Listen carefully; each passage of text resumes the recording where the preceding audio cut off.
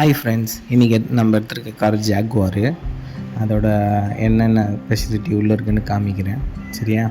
இதுதான் ஜாக்வாரோட இதை start button அழுத்துனதும் இந்த ரவுண்ட் இருக்குல்ல, இது மேலே வரும். இது ரிவேர்ஸு, ஆர் வந்தது ரிவேர்ஸு, என் நியூட்ரு, டி ட்ரைவ், எஸ் மோடு.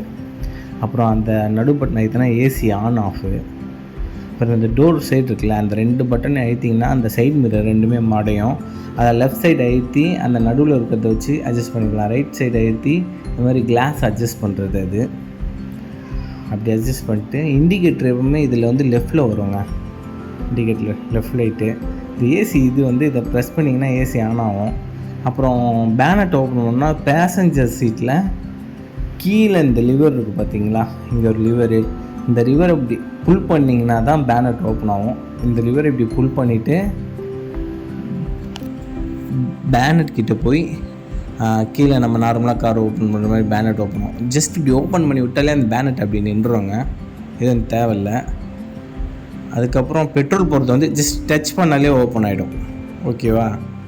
இதுதான் நம்ம ஜாக்வார் காரு. பாய்.